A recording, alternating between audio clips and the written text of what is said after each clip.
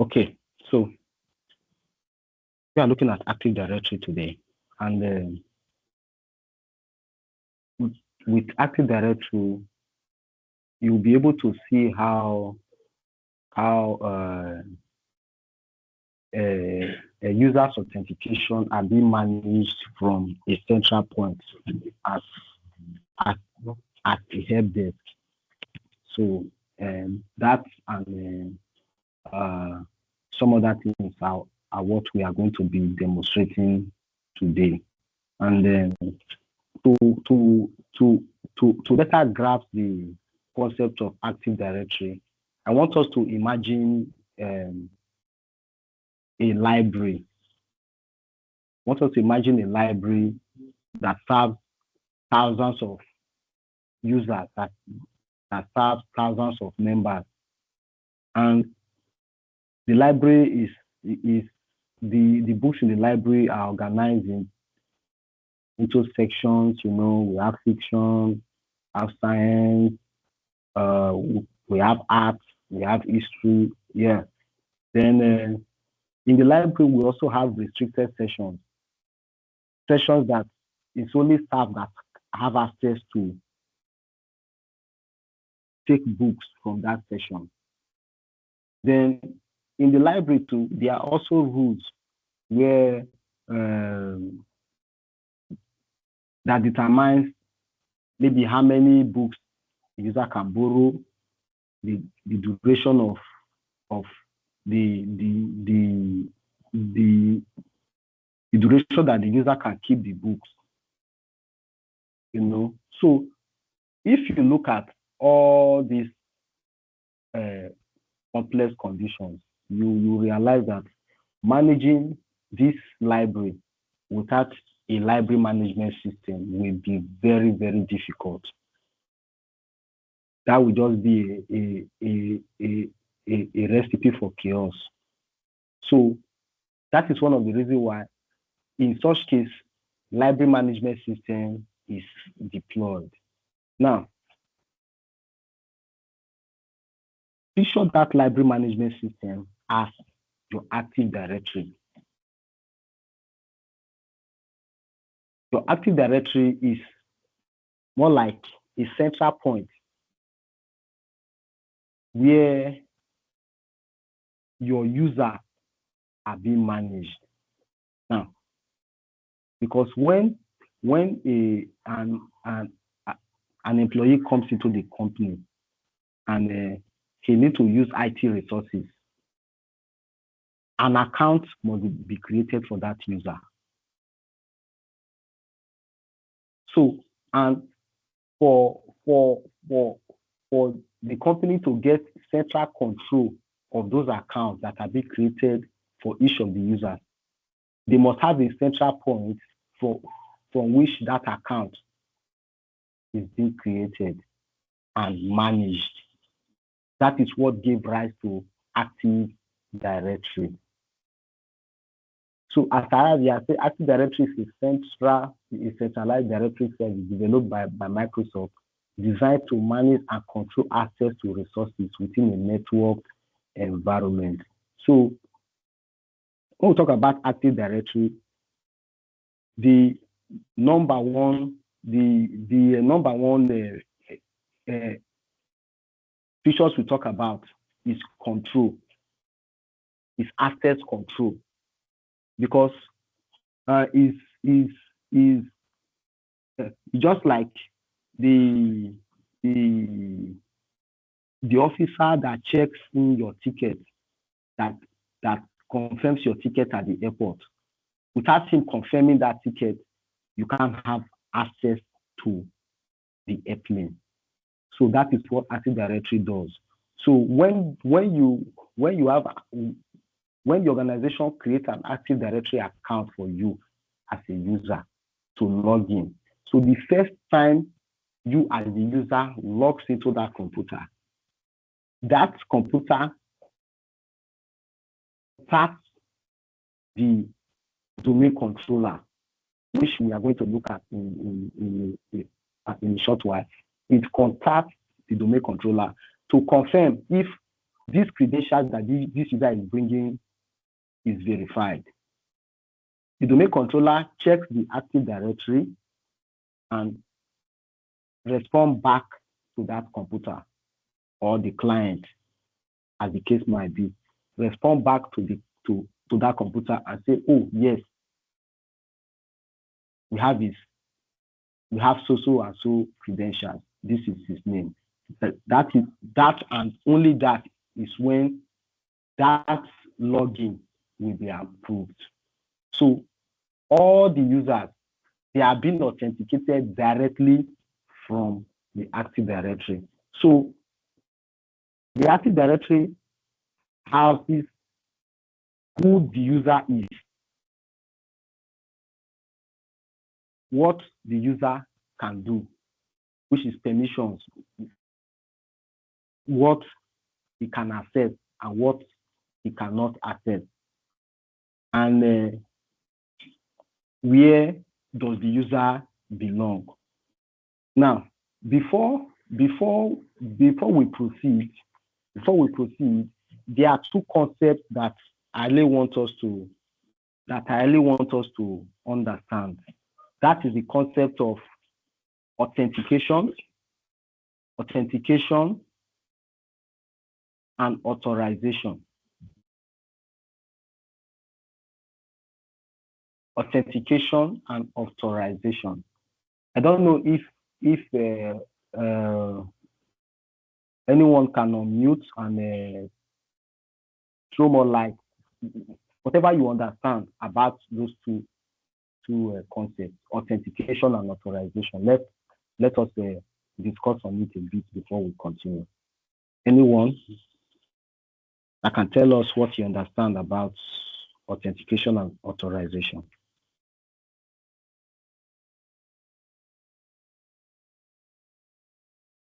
Okay. Olamiji, go ahead.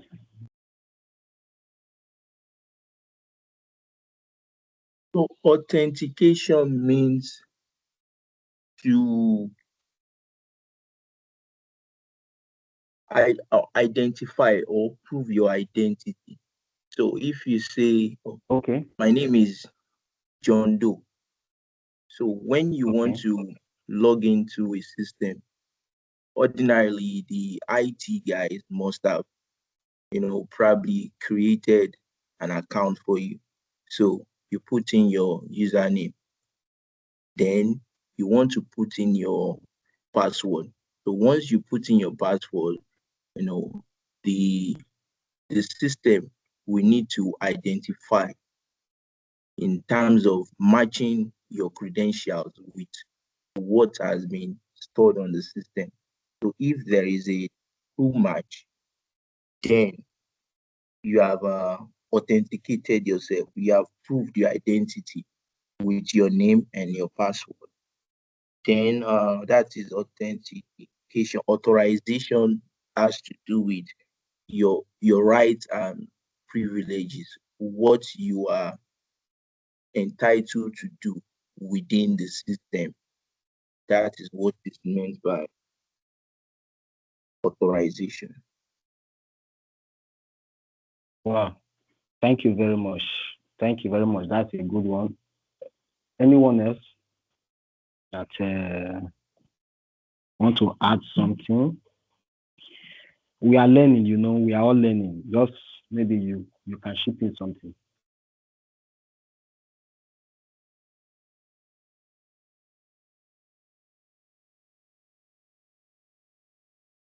Okay. Like Olamiji said, authentication has to do with the system identifying you that yes, you are a legitimate user, identifying you that yes, they know you. Just like you went to your friend's house. You went to your friend's house and maybe it's a house that they know you, and you knock.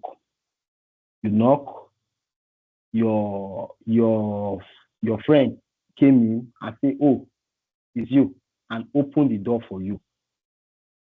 He have identified you that, yes, this is my friend, and allows you into the house. That is authentication.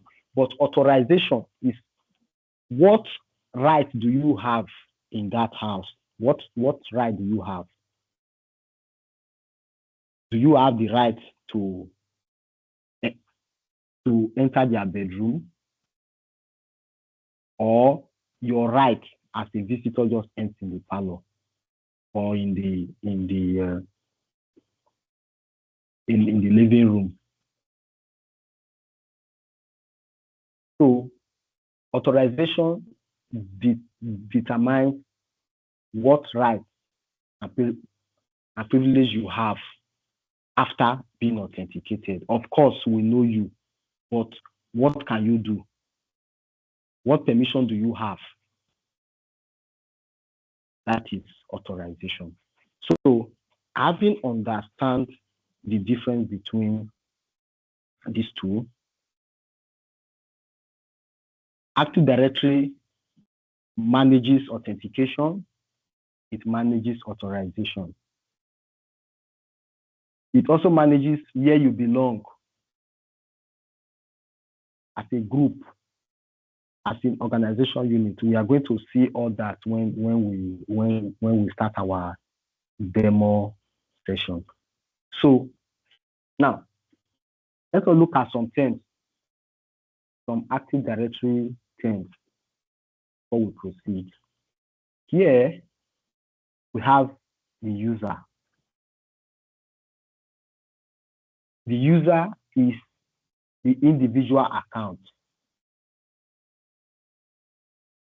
Just like a new employee comes into the company and he need to have his email, he need to use some other IT services, some other IT resources. So for that user to actually do that, an account needs to be created for him, and that account is a user account. That account is a user account. So that's why the user is more like the basic unit of Active Directory. Yeah.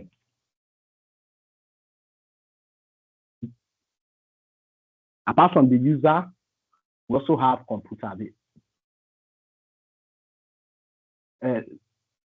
Before I forget, everything in the Active Directory is an object.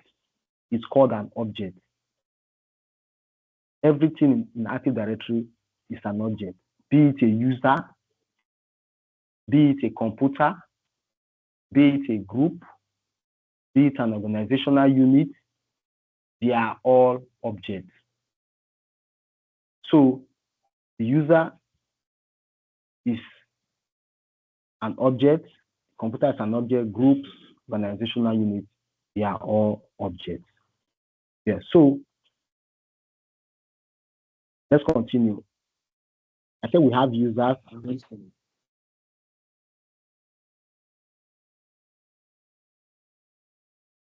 Is anyone speaking? Let me do it then. Okay. Maybe I'll just mute this guy. Oh yeah, I think Dennis mic is on mute. If you can mute the mic, you can continue.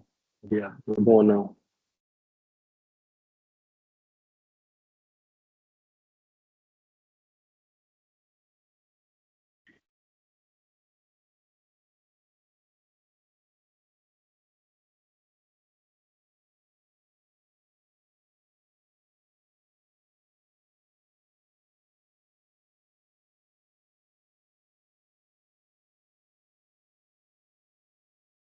Okay. Sorry for that. Okay, so Active Directory also manages computers in the network, yeah, that are joined to the domain. Yeah, they also manages group and organizational units. So let us proceed. So as a helpdesk, these are some of the operations you will be carrying out, of which we are going to be looking at them one after the other when we proceed with the demo. We're going to be looking at them one after the other. Depending on the privilege, depending on the right you have as a helpdesk, depending on the policy of the company, depending on the policy of the company, you can have the privilege to create accounts. There are some companies that does not allow the helpdesk to create accounts. Some allow the helpdesk to create accounts. So depending on the company you find yourself, that's what will determine the level of assets you will have and the operations you will be carrying out. But what I'm going to do, what we are going to do in this class is that we are taking all the operations so that you know how to do everything. So whichever position you find yourself tomorrow, you will know how to carry out those operations. So we have account creation. The helpdesk need to know how to create user accounts. We have account unlocking, password reset, adding users to group and organization units, enabling and disabling accounts, modifying users' attributes, and granting permission to share folder. So these are some of the main operations you will be carrying out as a helpdesk person in an organization. So I will stop sharing this screen and switch to my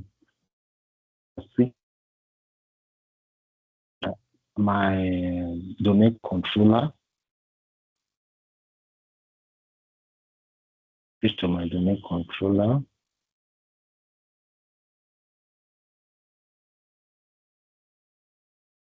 Okay.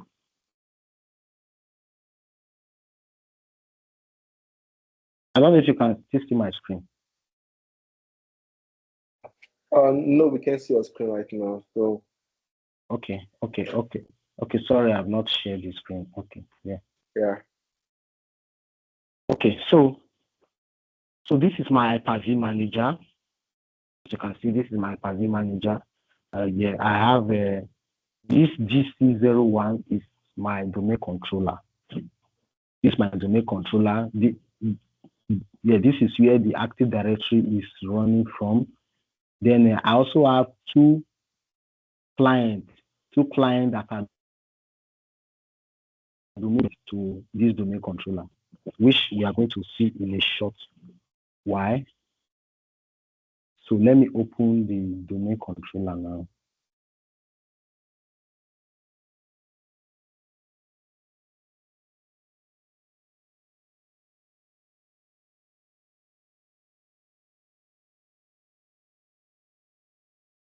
Okay, I'll just log in as an administrator.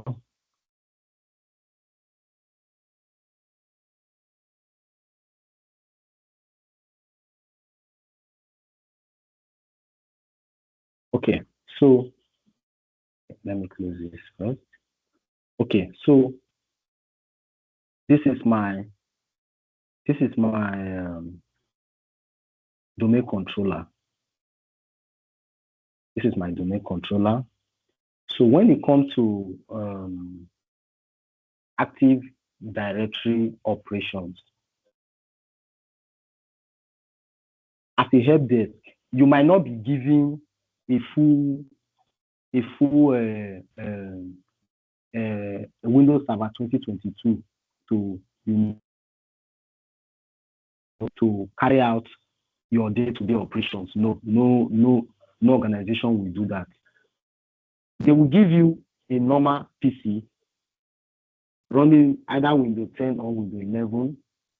Then they will install what they call ArrowSat tool that AutoSAR tools are Windows Server features that you can install. You can install Windows Server features on your Windows 10 or Windows 11 without installing a Windows Server. So your Windows 10 and Windows 11 can have Active Directory function, can function as can carry out Active Directory function without you even installing a Windows Server. So, without wasting time, let me go straight to the Active Directory. So here, if you are just logging in, probably you will have your server manager. This is my server manager now. To open Active Directory, you can click on Tools and click on Active Directory Users and Computers. Active Directory Users and Computers. So this is one way of opening Active Directory. You can open it from Tools, the Server Manager. You can also quickly go to your search and just type Active. Active, you will see Active Directory Users and Computers. Whichever route you want to take, you are sure to get to the Active Directory. So let me click here to open the Active Directory. So here we have our Active Directory. And then if you look carefully, you will see check icon systems.local. Check icon systems.local. So this is the Active Directory that I created for my organization. The Active Directory that I created for my organization. And here you are going to see built-in, which contain built-in groups and users.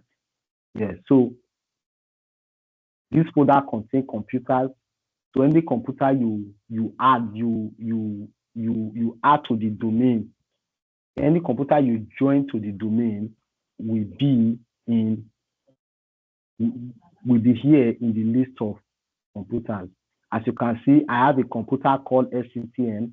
This SCCM is actually a server. It's a server that that I am also running for endpoint management, which is this one, which is this server here. I'm running for is handling my endpoint management. So that is this one. Then those two PCs that I showed to you guys,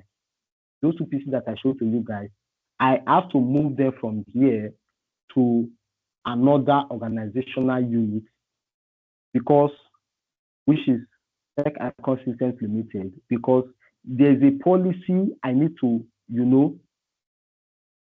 there's a policy.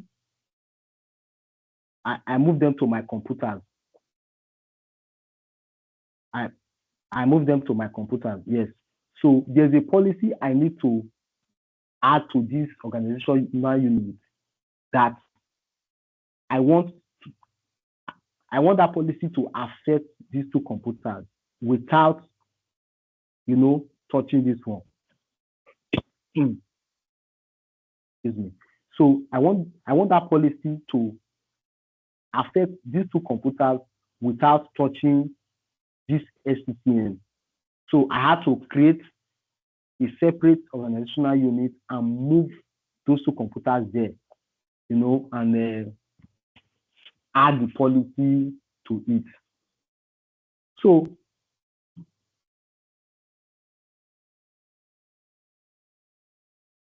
this is for domain controller. I just have one domain controller now, which is this one that I'm working with now. There are some organizations that maybe have 2 or 3, depending on their IT infrastructure.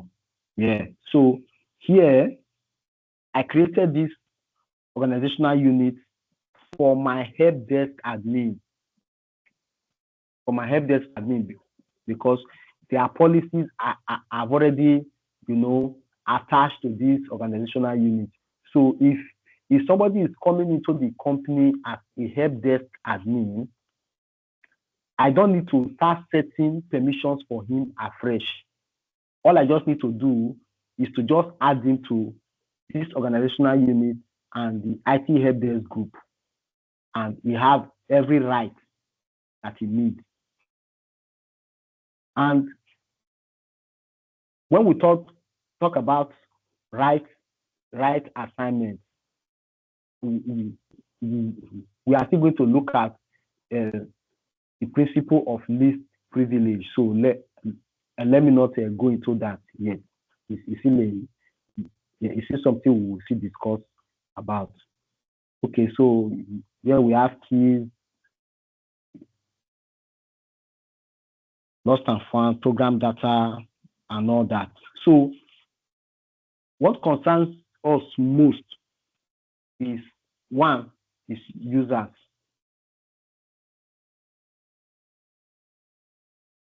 Users. You will see a lot of groups here. These are inbuilt. These ones you see here, a lot of them came with the Active Directory. Yeah, so you don't really need to do much here. So in your Active Directory, it is recommended that you don't start creating users here on this users folder. Create an organizational unit for your organization, as in create a separate organizational unit, and each user or group you create should be in that organization unit. So now, before we create the user, I just want to quickly show you how to create organization unit. Now, here is the root. Check icon-systems.local is the root directory that houses everything you have in your Active Directory.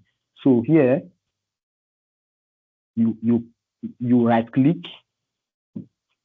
on the root, because we are right-clicking on the root because we want the organization unit to be on the root.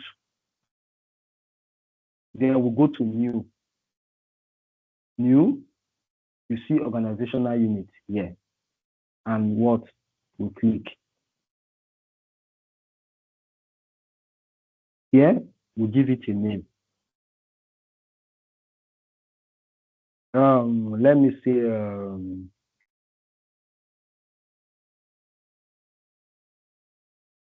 rainy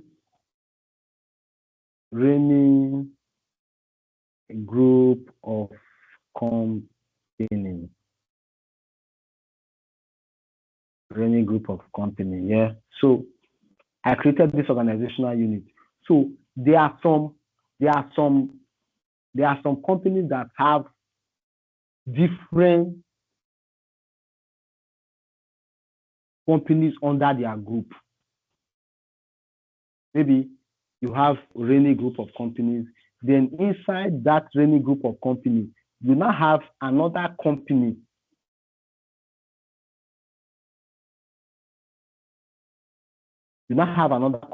So you create another organization unit inside that one that you created. You can create organizational unit inside another organizational unit. So here I can say Rainy Autos. So maybe Rainy Autos Limited. So maybe this Remy Auto is the company that handles automobile. So you create it here as a part of Remy group of companies. So now you have an organizational unit for the group. You have an organizational unit for the auto company. Maybe they have another one that does real estate. I can say Remy Real Estate. Okay. So we have two organizational units inside Remy group of companies. So how do you create a user? Now let us create our first user now. Let us create our first user. The user is a staff of Remy Auto Limited. The staff of Remy Auto Limited. So before we create a user, imagine yourself imagine a typical day that you went to work at a Helpdesk personnel, and then you are asked to create account. Before we create this account, I want to emphasize, I want to lay a point of emphasis that depending on the company's policy, like the companies that have worked, nobody just have the right to just walk up to you that you have to create account for me. You have to create a user account for me. No. That request only comes from the human resource department, the HR department. They are the only ones that give directives. They are the only ones that give directives. They are the only ones that give directives when it comes to user account creation. They are the only ones that advise when it comes to user account creation. So I will quickly go to my mail and pull up a request, a demo request that I created. Can you still see my screen?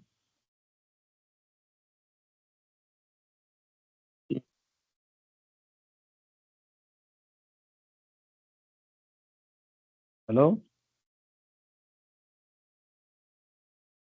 We are with you. Yes, we are with you. Okay. So here, let's assume this is a request from the HR department requesting that a user account created for should be created for a new hire. They are going to provide you with the details of the user account. They will tell you his type of employment, type of contract. They will tell you his start date. If it's not a full-time role, they will give you the duration of the contract. If it's a 1-year contract, if it's a 2-year contract, they will specify. They will tell you the department, the designation of the user, the person the user will be reporting to, and the work location of the user. They might also include the email they want the user to have. They might also, include the email they want the user to have. So now look at the name, employment type, So here are the details that are sent, that have been sent to the IT team. Now, we also say please ensure that they have access to the following email accounts and relevant email groups, necessary tools and software as the job requires, share drive and team folder. So this is the request of the HR. Now, let us, with this instruction now, let us go to our Active Directory and create the user with these details. Create the user with these details. Okay. So, you right click on the organizational unit you want the user to be created. You right click on it, then you go to new, then user. Okay, so here we can now start filling in the details of the user. The user first name is Kevin. First name is Kevin. His last name is, let me confirm again, Obodi. Okay.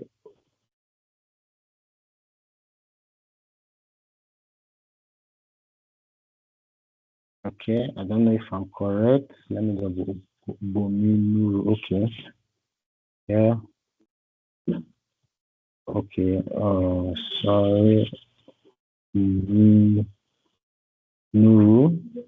Okay, so we have his user login name, which happen to be his email address, which is also his email address. Yes, so you can just copy the username from here. Yes.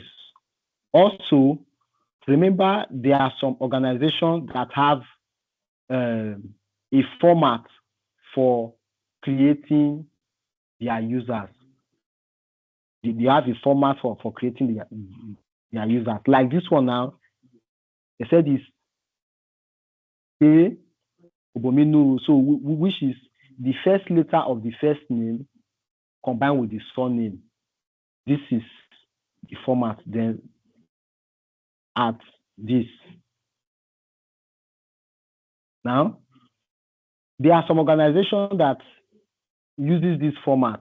They can say Kevin dot Obomi Nuru.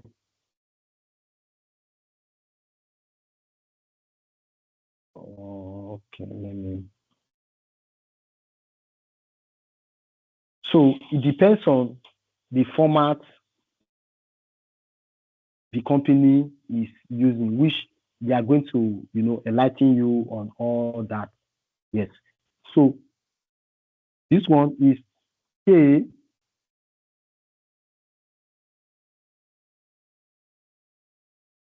Yeah. So having done this, we click next. Then we set a temporary password. We set a temporary password for the user. So when you are creating the account, you cannot create an account without a password. So you will set a temporary password for the user. When you set that when you create that password, it is that password you will hand over to the user to log in. Be rest assured that when the user logs in for the first time, the system is going to force the user to change that password. That is what this first checkbox does. It says user must change at next login. So when you specify a password and this is checked, know that the password you are specifying here is a temporary password, because when the user enters it, the system will force the user to change the password and create his own password. So here, this is this checkbox that the user must change password at next login. Then we have another one, user cannot change password. There are some cases where maybe you are creating the account for maybe a group of users and you don't want them to change the password. The IT department handed over the account to them, for them to use for maybe a project or something, and you don't want to now change that password, locking the other users.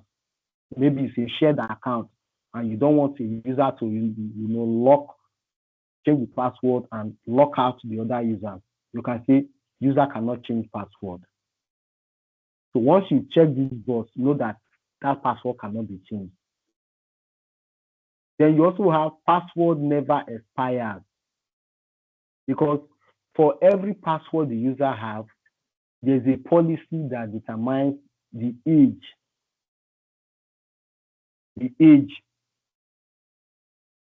that password will get to, and it will expire. It can be 1 month, it can be 3 months. You can say once the password gets to 3 months, let it expire. It's a policy. It's a policy on the group policy, of which you might not be the person that will set those policies. It's the server admin that will set those policies. So we have password never expire. We have account is disabled. There are some cases that you are creating an account where the user will resume next month, will resume on the 1st of February. But the HRO have notified you and have, asked you to create the account today. You can create the account, fine, but you can disable the account because the user is not coming this month, it's coming next month. So you can disable the account. When the user resumes February 1st, you enable it. Yes, so one reason of doing that, so that another person who maybe accidentally lay hand on the username and password that you sent to the user will not go and initiate the account without the user knowing. So you can disable it. Since the user is not resuming now, you can disable it pending when the user resumes. So that is that. So I'll just quickly set a password. Let me pull up a note pad. Here, I will say password 1. This will be my temporary password. Password 1, copy, paste. I will also paste it here. Then I will say next and finish. Okay. So I've created the user. But remember that there are also other things that we asked to do when it comes to this user. And one of them is, is employment type, full-time, his start date, his department, his designation, and his manager, his work location. So we'll go back and edit the user. We'll go back and edit the user. First of all, the user is going to be the user department. Let us first of all put his email here. Okay, at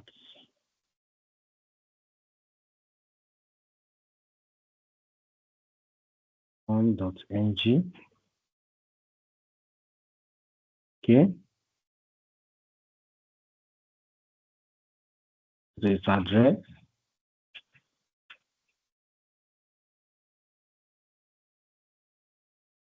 This is Lagos. Put Lagos here. Okay.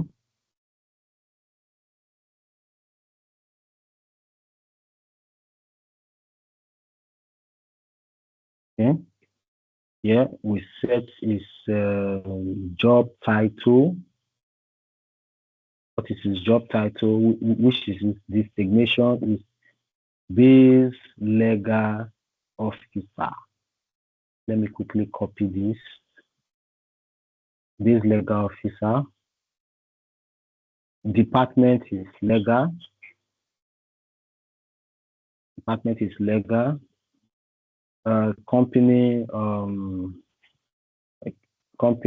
let me, Rainy Autos Limited.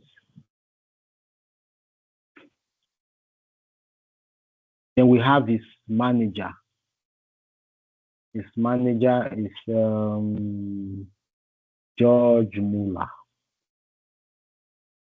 George Muller.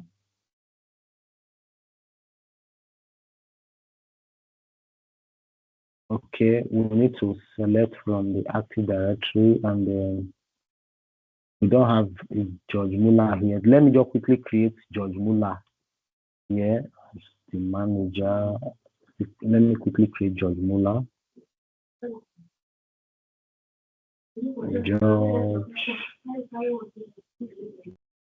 George Muller. G. Muller. Okay. Let me just quickly use the same temporary password. Temporary password. Yep. Okay, so we have George Muller now. Let us go back and edit. Kelvin, go to organization. Let me copy this again. Base legal officer. Designation is base legal officer. Department is legal. We have Rainy Autos Limited. Now, manager now. So we click on change. Then I'll just type Muller so that AD will help me find it.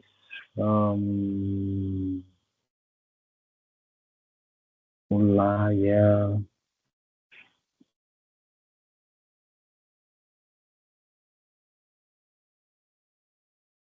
Okay, so this is the manager now, George Muller. Yeah, so if you have maybe a direct report, you can put them here, but for now, you have none. So say okay. So now let us see what we have done and what we still have to do. Okay, we still have the start date. We have fixed the department, designation, manager, location, email. Okay, we have the employment types and the start date.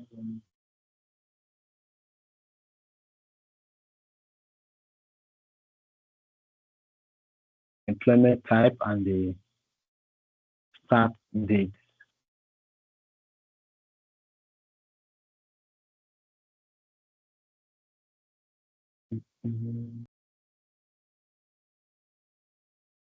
Okay, I think this will come in 0365. So what want to look into 0365, we'll look at the employment type. But now, what we can set here is if the account expires. Like maybe the user is a contract user, maybe the user is a contract user and he has a contract of 1 year. So when you are creating that account, you create the account with that in mind. That when we get to 1 year, when we get to 1 year at the expiration of this contract, please disable this account. So if this user is a contract user, all we just need to do is to do end of and select the date that the account will expire. So once you do end of, you can take it, if it's a 1 year contract, you can take it to 1st of January 2026. Let's assume that is the day the contract expires. So that is the day the account expires. So you don't even need to, remember to, disable the account. When the user logs in on that day, the system will just tell him that your account has expired. So if maybe they are still retaining him for the job, if we have to, go to the HRO, we extend his contract, then HRO will write back to the IT department. Now, please, we are still retaining this person. Then for another 6 months, then you might change the duration of his contract. Again, you might extend the duration of the account. So since this case now is a full-time staff, you can say account never expires.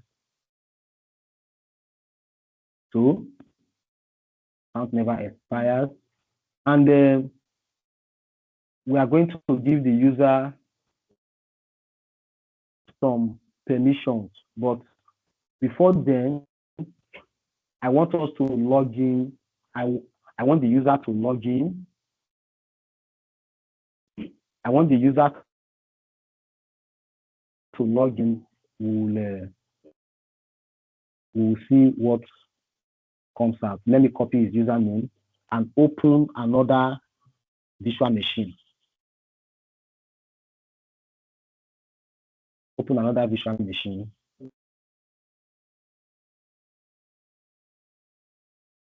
Let me log in and open a virtual machine. Okay. For this user yeah, I have one user already here, but let me log in this new user. This is his username is K.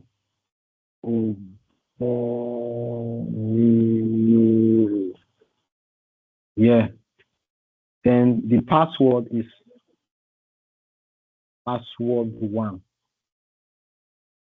Yeah. Let me see. Okay. Now, as you can see now, they say the user's password must be changed before signing in. Remember, I told you that when the user logs in for the first time, it's going to prompt the user to what? Change his password. You're going to prompt the user to change the password. So here, the user clicks OK, then enters his new password, of which I'm going to use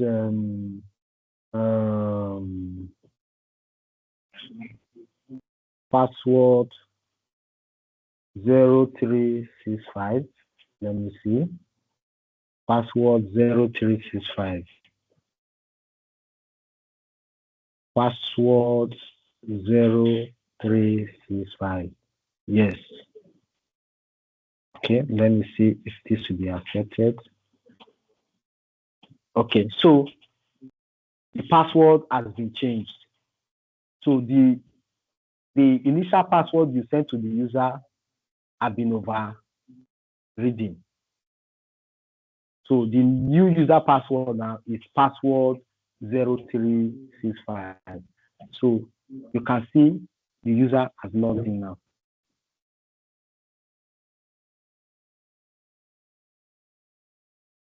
The user has logged in now.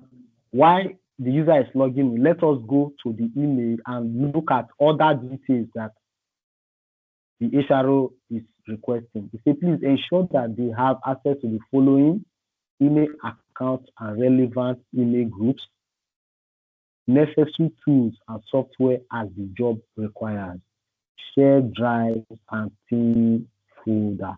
Now, looking at this user is in the legal department. On the norm,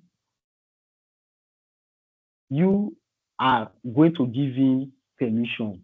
Maybe as a lawyer, they need access to their folder.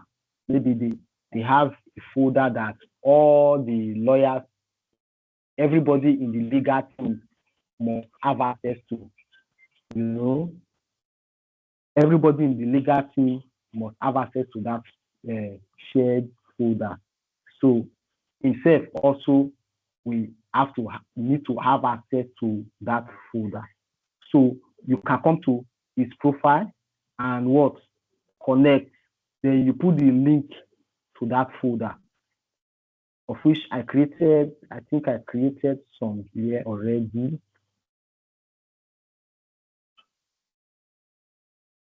I created some here.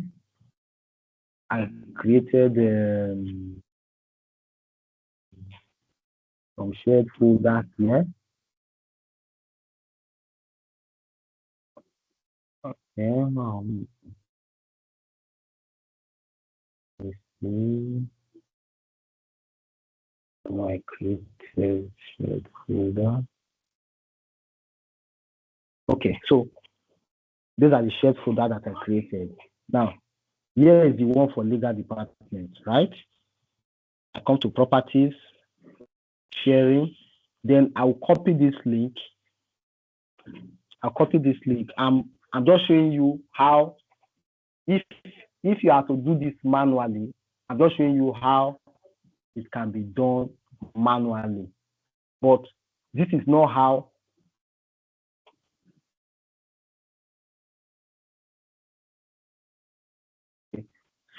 but this is not how you are going to, do it, because it is recommended that you don't assign permission or anything to users directly.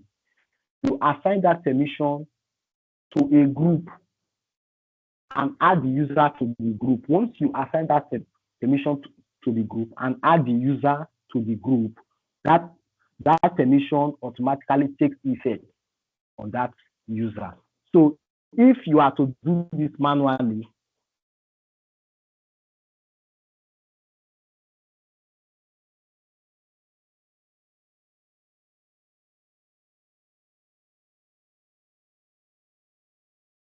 okay.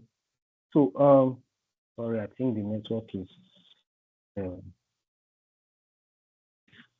just messing up, but it's fine now. Okay, so if you are to do this manually, you can just copy this link. You can copy this link and paste it on the user's profile. Come to the user's profile.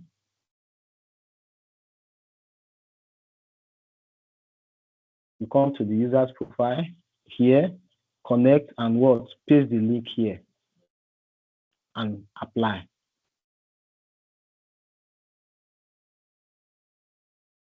So when the user logs in, it's going to see a shared folder to this legal folder. But let's assume that you have 500 people in the legal team. it will be very, very cumbersome for you to be adding them one after the other, to be adding this one after the other on their profile. And it will also be chaotic when you now learn that two of them are no longer in the legal department, or 5 of them are no longer in the legal department. So when you assign permission directly to users like that, it causes confusion, it causes chaos, because by the time Kevin is leaving this, maybe he's being transferred from this department to the HR department, you will find out that you might forget to remove this thing from his profile. You might forget to remove the link to this legal shared folder. You might forget to remove this link from his profile. As a result, he is already in the HR department and is still having access to the legal shared folder, which is very, very dangerous in any organization. You are not supposed to have access to documents that is not for your department, except it is otherwise stated. So when you grant individual permission like that, that is one of the issues that might come up. So what they do is that they just create group. Like we have a group for the legal department. Let me remove this.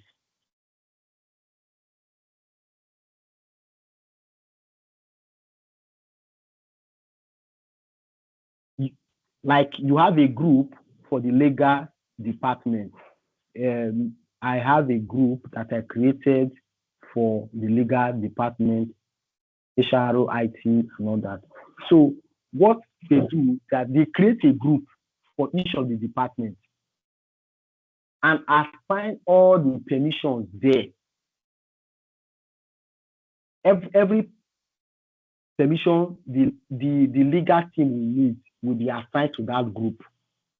So any user you add to that group will automatically have that permission.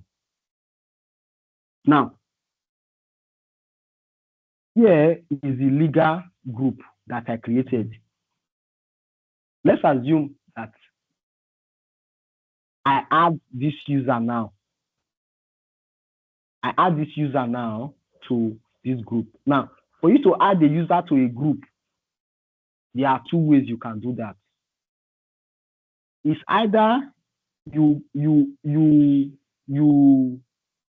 go to the user property by double-clicking the user and come to member of.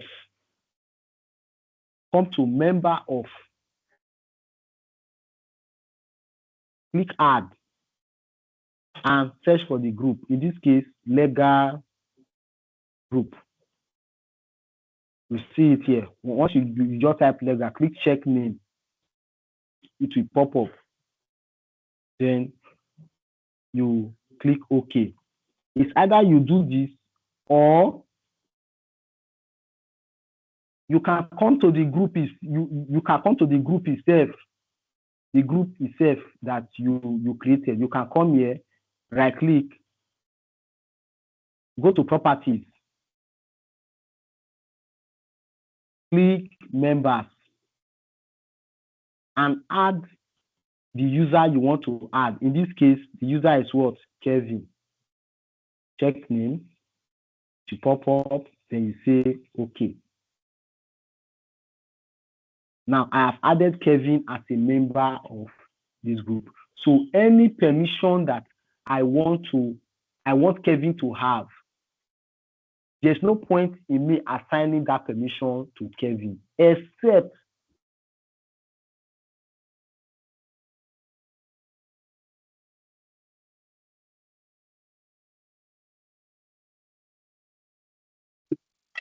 Hold on. Hello, Mr. Daffy, please, what part is your screen sharing right now? Because I'm still seeing the login part for Kevin's login part.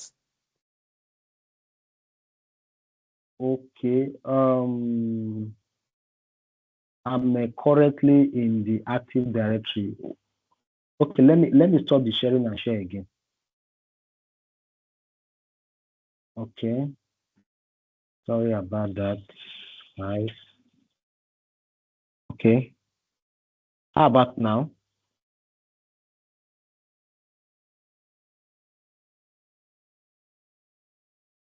Okay, yeah, I can see your email. Yeah. What can you see now? Okay, it's, Active Directory. Yeah. Okay. Okay. Good. So what I was explaining was that you don't assign permission to individuals. You don't assign permission to individual accounts. Instead, you assign that permission to a group.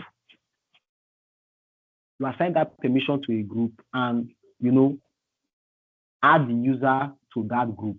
When you do that, the user automatically picks up that permission, or that permission automatically takes effect on that user automatically. So now let me remove this. I guess this part, adding the user to the group, wasn't captured. Maybe I will have to do that again. So I said when you want to add the user to the group, another way of doing it is you double click on the group and you go to members, then you add. Type the name, Kevin, as the case might be, then you say okay. The user has been added to the group. Another way that you can do that is you can go to the user, right click the user, and click add to a group. Add to a group. Add to a group. It will ask you to select the group. In this case, is legal group. You click, the user will be added to the legal group. So these are some of the ways that you can actually add the user to a group. So the user has been added to the group. And what I did with this group is that I added the shared drive. I created the policy. Let me go to group policy. So you see, I created a policy that maps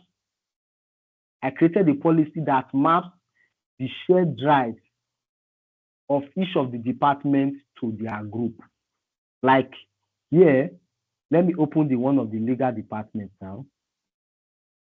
Edit. Yeah, computer policies.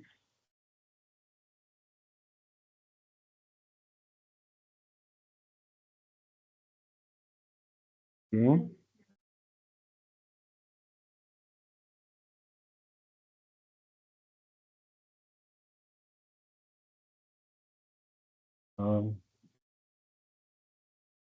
Option, new.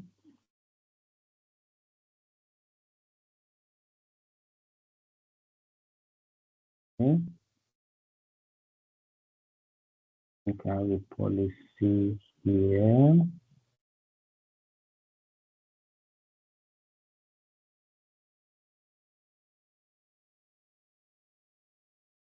We can have the policy somewhere.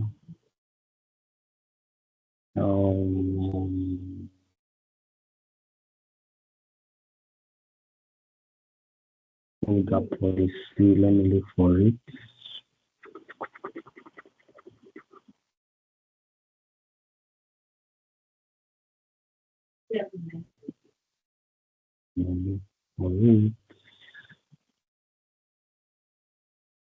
No, not on network.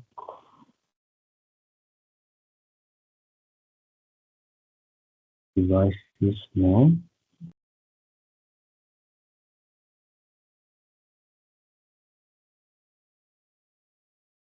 Okay. So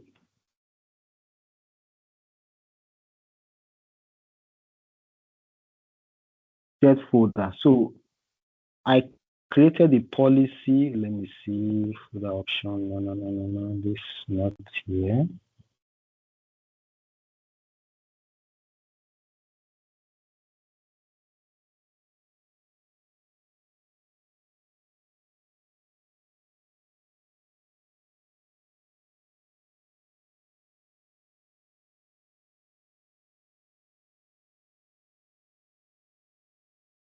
Okay, drive map. So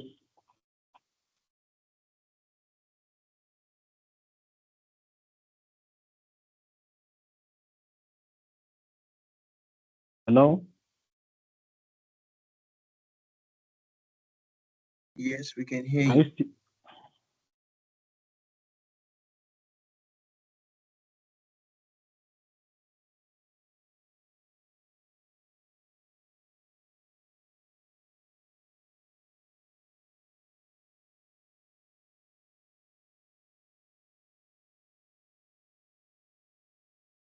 Hello, can you still see my screen? Yes, we can see. We can see.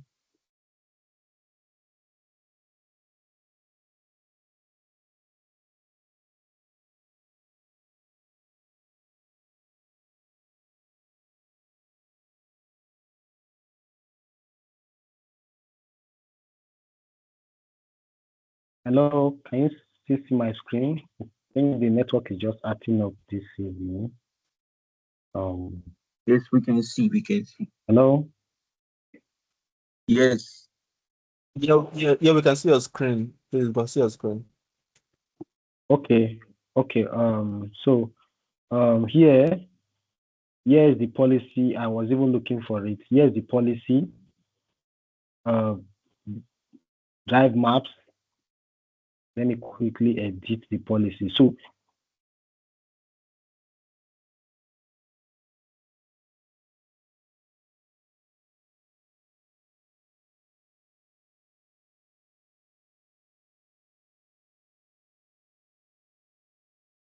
this is where I created the policy. I created the policy and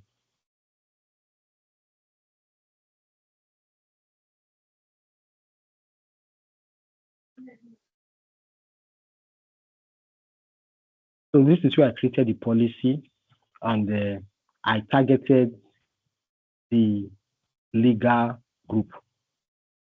Targeted the legal group. So this is the policy. So any member that I add to that legal group will automatically have the legal shared folder. So this is how it's being done. The policies will be created, the groups will be created. So any any new hire that comes into the company and you need access to a shared drive, it's just as simple as adding him to the group he belong, the appropriate group he belong, and he will automatically have that access. So there is no point, granting individual access because it's not even recommended. You grant individual access. It's not recommended. So here, I've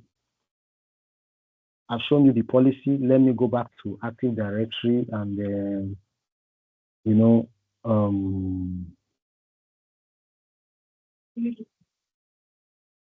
check the user group again to ensure that the user is in the legal department. Okay, yes, it's in the legal department. You click OK.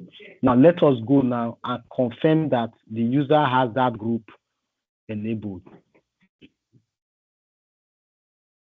Yeah. Apologies. The password we created is what? Password 0365. Am I correct? Yes, password 0365.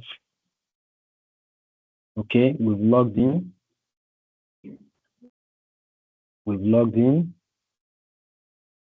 let me first of all check if I have that there. Okay, it's not here yet.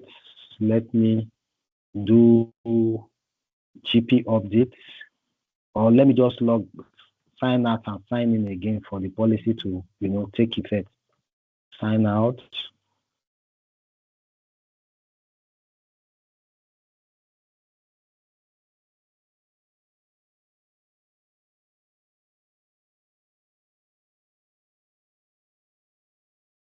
Password 0365. Okay.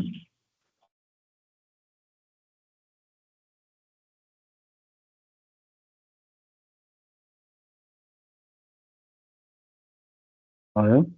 Okay, so let us check that the user has that shared drive attached now.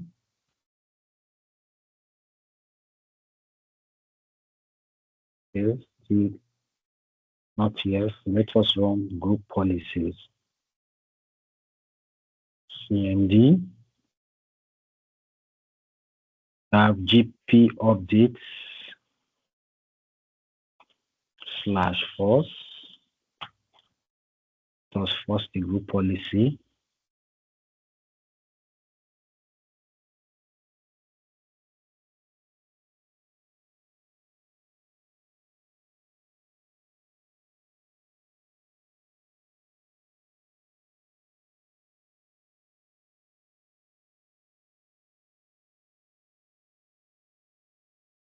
Okay, yes, this has not updated. Let me see the group this user belong. Who am I? /groups.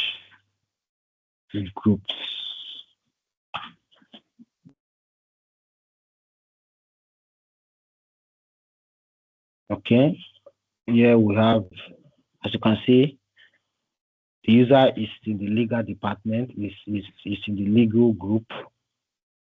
It's in the legal group, but this policy has not taken effect. So I will just quickly restart the system, do update and restart, and come back to it. So that is for creating a user. So we successfully created the user called Kelvin. I don't know if there's any question that you might want to ask before we proceed. The network is a little slow this evening. Apologies for that. Maybe we'll just see how to round up in a short while.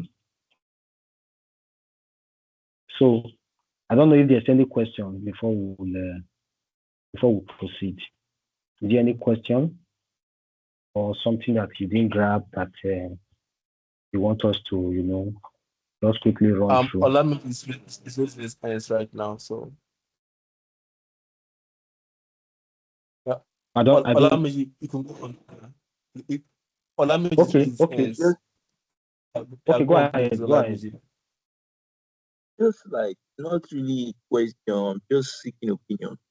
I observed when you created those accounts, the PC1, PC, they are different users, but you used a temporary password, which was the same thing for the user account. In practice, is that really like a kind of correct to do? Because say for example now, they are new employee. Someone might get hold of the username or probably knows like we have this new user coming in. Somehow I can make it just randomly use username and try my own password and it jumps into somebody's account. I'm just like, that a good practice? or something like that? Or It's not. It's okay. Go ahead. Go ahead. that's Just the finish up. question. Okay. That's a very good one. That's a good question. It's not a good practice at all for you to use the same temporary password for two accounts. In fact, most organizations they have temporary password generator that generate temporary passwords for each account. So for each account that you are setting up, you generate fresh temporary password that you send to the user. You know, you send to the user to log in. So using one temporary password for two accounts is not recommended at all. It's not. It's a very bad practice. I must tell you, it's a bad practice. So just as I'm doing the demo, I just quickly want to create the account for George, so that I can add him as a manager for Kevin. That's why I quickly just use the same password. If not, it's not a good practice at all. To use the same temporary password for two users. I don't know if that is clear. Yeah, it's clear now. Okay. So I just want us to quickly look at account unlocking. Just want us to quickly demonstrate account unlocking, then we'll take questions and doubts, then we call it a day for today. So, okay, this is still running this update. So I just want us to look at account unlocking. Now, we have a user. Now, in what scenario can a user account be locked? Or what scenario, in which case can the user account be locked? Now, when a user, like this will depend on, I would say this will depend on the policy of the company. Some company can say if the user enters the wrong password 3 times, lock the account. If the user enters the wrong password 3 times, lock that account. So you will maybe mostly get a call from a user that have used their account for a very long time. Please do. I just tried to log in now, and my system is telling me that my account has been locked.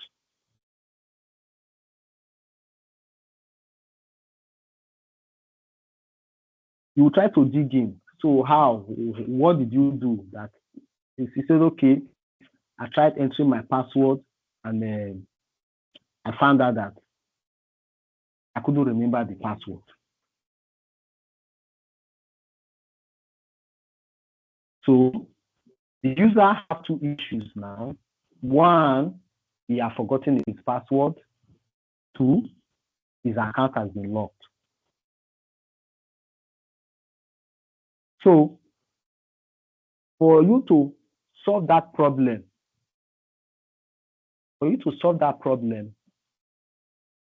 that is what we are going to look at now.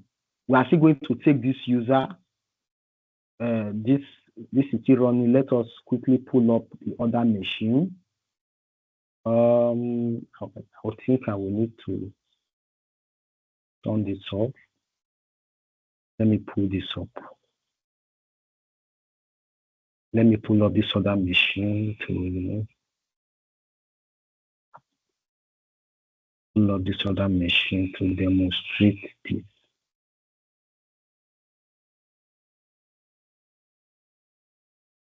So let us go to that user. Let us go to that user we created, Kevin. Go to his properties and lock his account.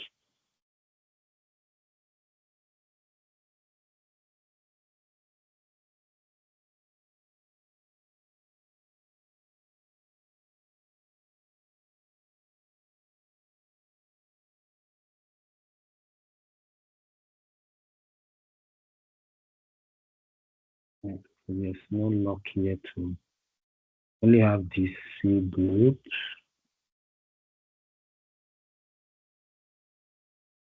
I don't have any policy to lock accounts. Let me check my password policy.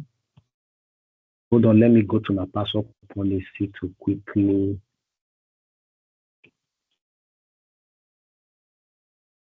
check if I have a lock policy in place. Policy. Okay, user policy.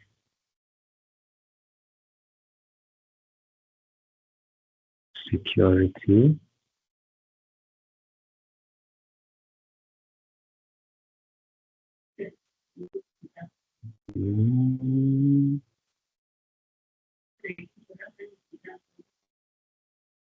Account policies.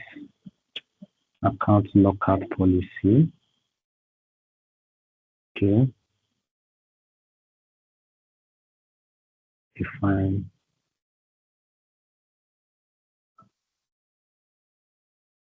account lockout threshold. Okay, yeah. Invalid. 3 invalid login. Let me put it on 3. That if you have 3 invalid login, you should lock the account.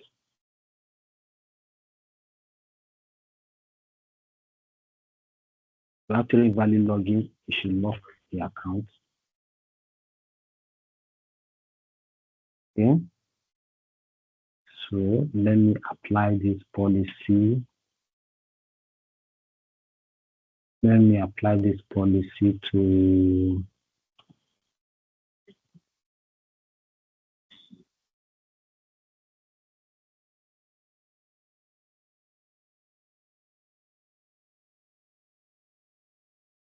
let me apply this policy for domain policy. Yeah. Let me apply this policy.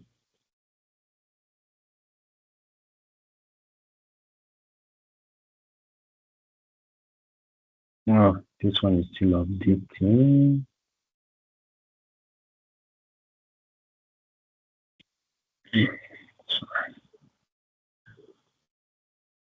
Okay, this is done. Okay, let me first of all put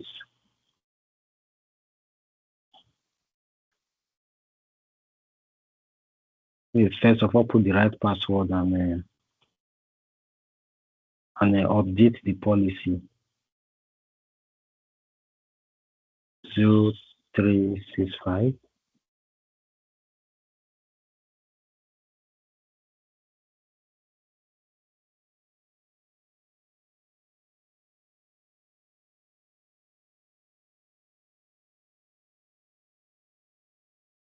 The right password and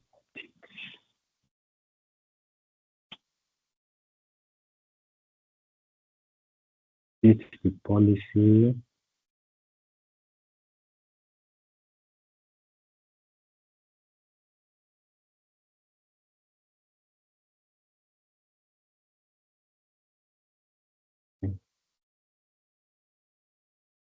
Okay, let me go to CMD.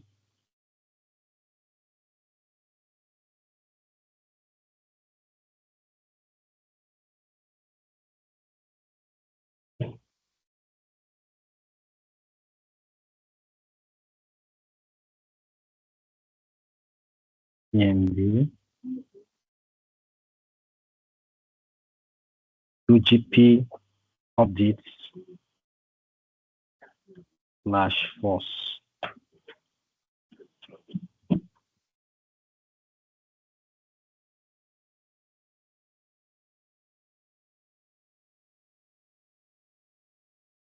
GP update / force.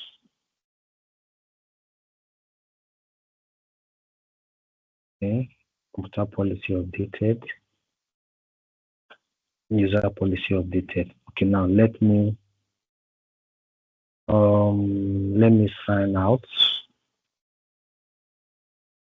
Quickly sign out.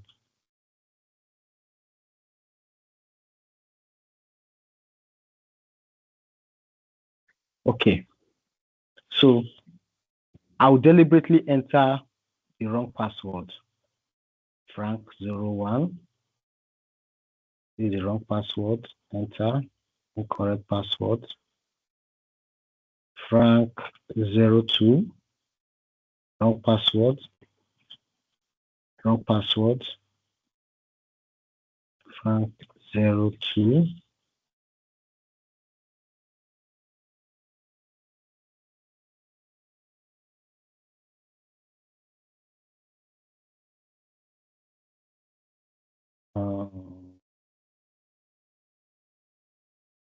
I just wanted to lock this account.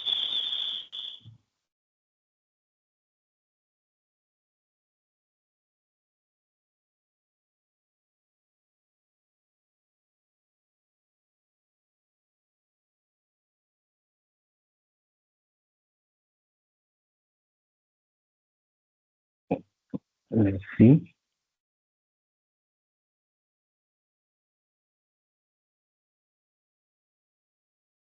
So the goal of this is that I just want the account to be locked so that I think the policy has not taken effect yet.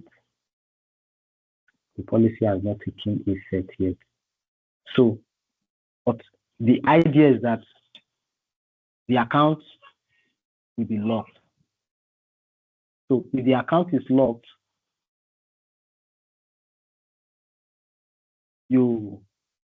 the account is locked, you come to the Active Directory.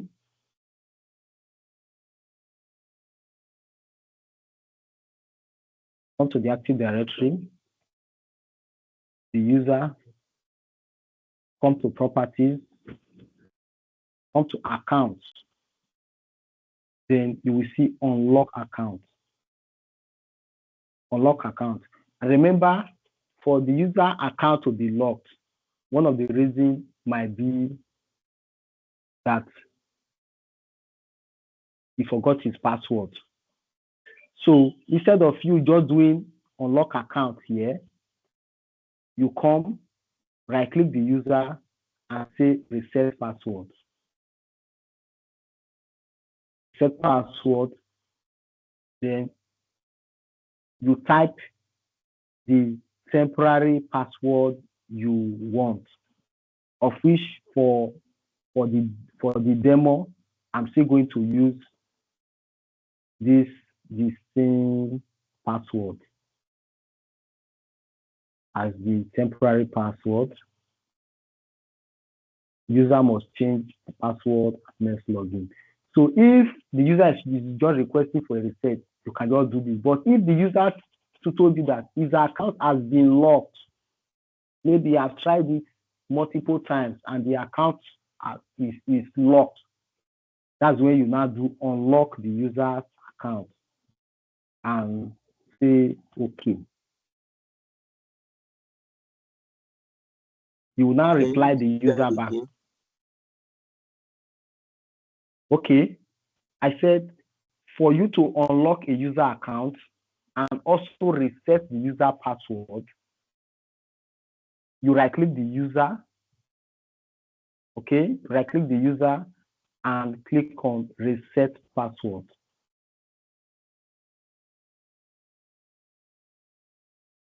Here, you will now enter the temporary password you are going to give to the user. In this case, remember we have a temporary password here. I will just use this one, but it's recommended you always create fresh temporary password. So I paste it here. I also paste the temporary password here. Now, if the user says his account has been locked, he forgot his password and his account has been locked, remember what you are doing here now is just password reset. So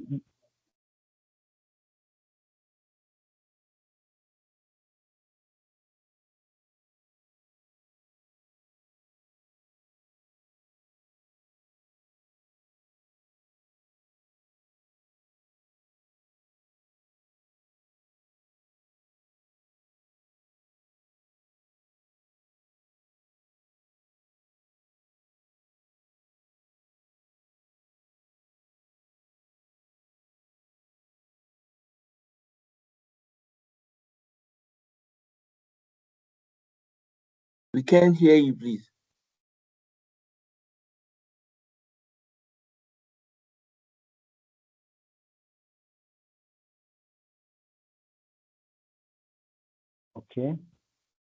okay.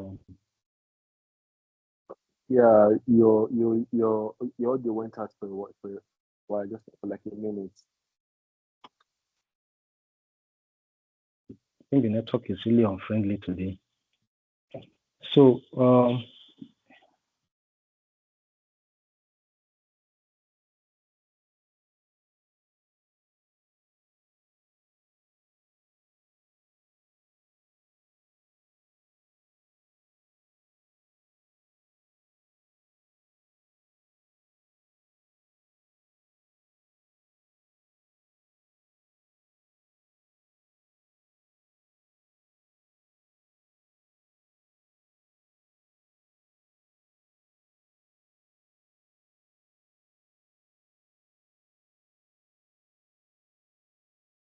sorry guys, I think the network is unfriendly today.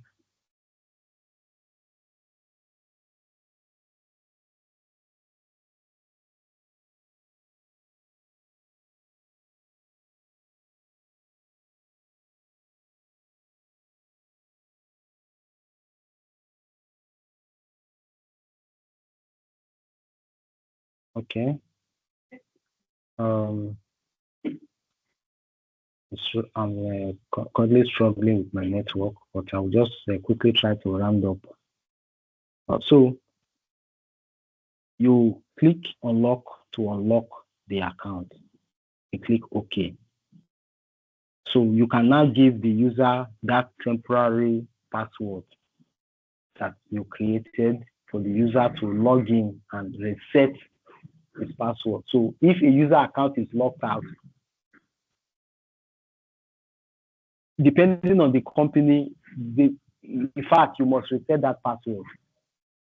You must reset that password because if that is if that if that account is locked out by policy, for you to unlock that account, the system must require you to reset that password. They must. So that is it for password reset. Um,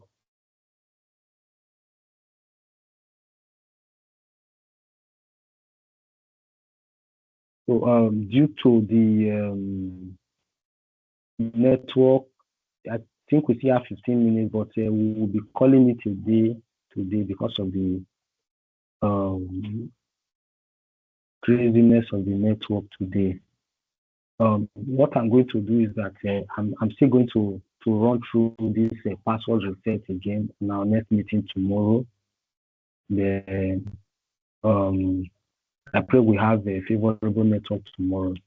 So I'm still going to run through this password reset tomorrow. But today, please, if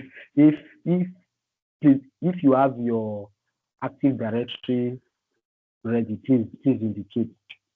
if you have your Active Directory ready, please indicate. Because there are some tasks I would love us to go home with today to practice user creation of user accounts. Is your Active Directory ready?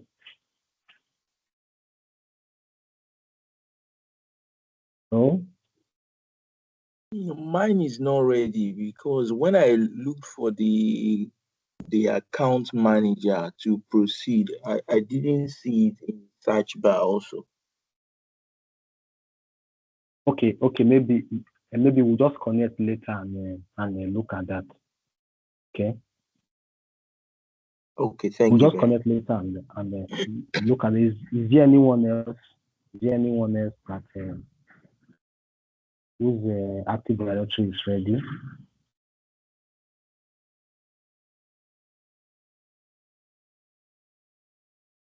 Okay. Good evening, everybody. I think Okay. today, today is the first. Today is the. Please, can you hear me? Yeah. I think today is the first. Go on. Yeah. Today is the first day that I'll have a success in joining the class. My network has been terrible. I think I actually switched to Airtel. I got my file. Airtel my file I just got it delivered to me tonight. So, and MTN, I've been using MTN before, and MTN has been a disaster in my area. So I've not though I've installed. Okay. I've downloaded the virtual machine, but I've not gotten the Active Directory installed on my system. So I will probably do that tonight. So Okay. that So then all I right. think But have you taken your time to go through the video walkthrough that I created?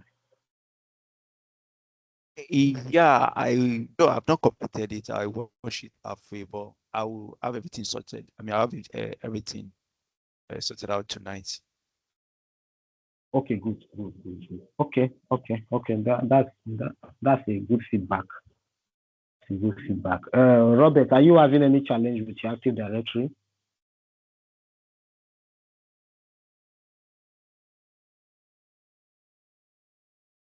Hello, Robert.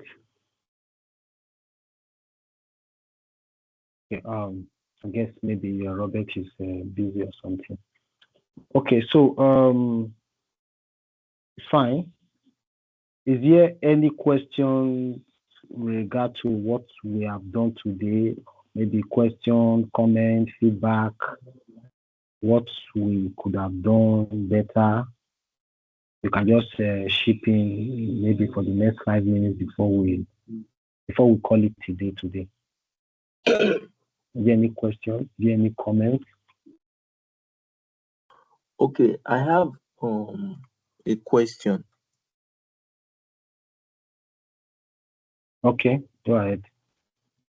When it comes to permission to shared folders, there are some instances whereby users will have maybe read, write, or edit permissions to a folder, because not everybody would be able to edit. Some might be read only, some might be read and write.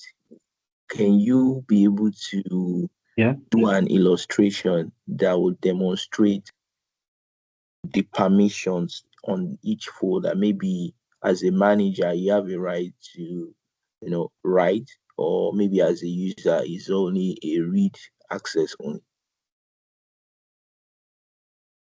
Okay. Yes. We can do that. Okay.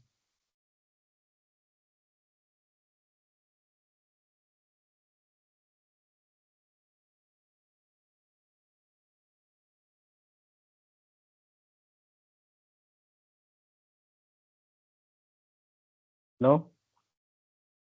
Yes, I'm with you. Okay, so we can do that. We can do that. We can create we can give fine grained permission to a user or a group. Okay. Just Okay. the way any level of permission you want to give, you can do that. Now, let me just take 3 minutes to demonstrate this.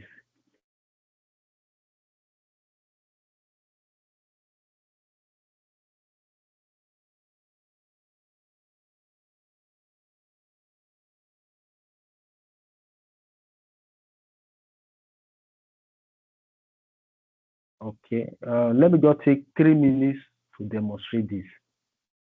If I want Kelvin, this is our user now. If I want Kelvin to be able to read all the computers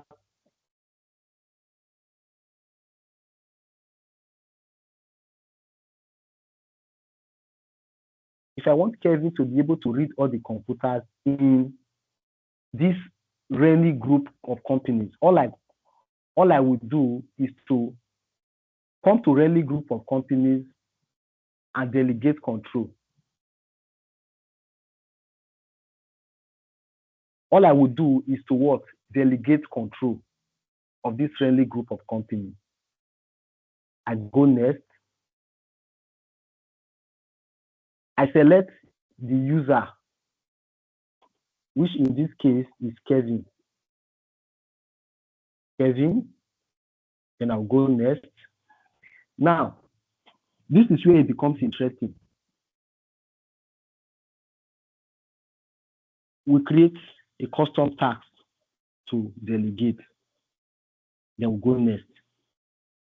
Now, here, they will not ask you which type of object do you want this user do you want to delegate to this user? Are you delegating computer object or are you delegating user object? Maybe, or you just want the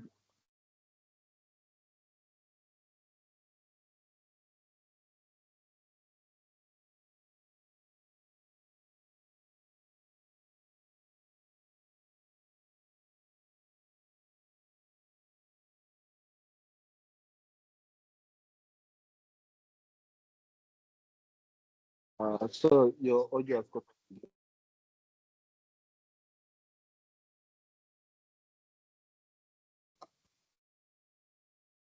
Oh, we can't hear you again.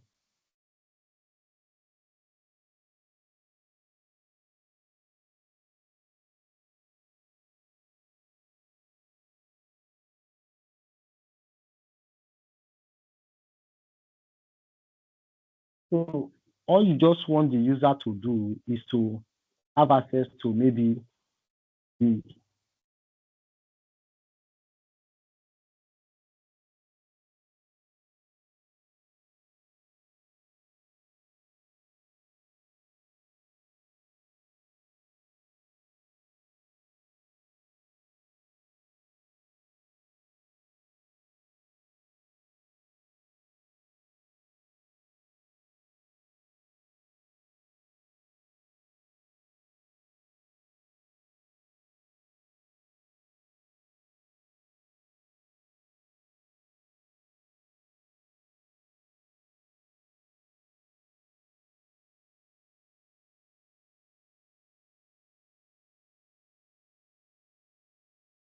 It seems yes, it doesn't have cut off entirely. Let me try to reach him, and so if you can come back online, just click hold on. Thank you.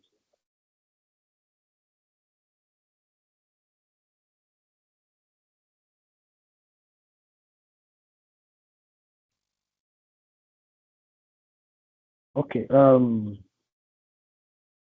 What I will do is that I will do this demo tomorrow.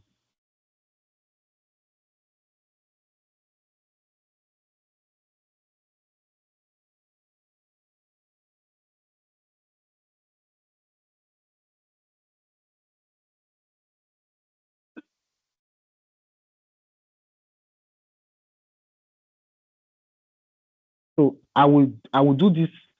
I will attend to this question tomorrow. I will do this demo tomorrow because of the the network. It's really poor from my end. Okay, so I'll do this demo tomorrow, Olamji. All right, thank you very much.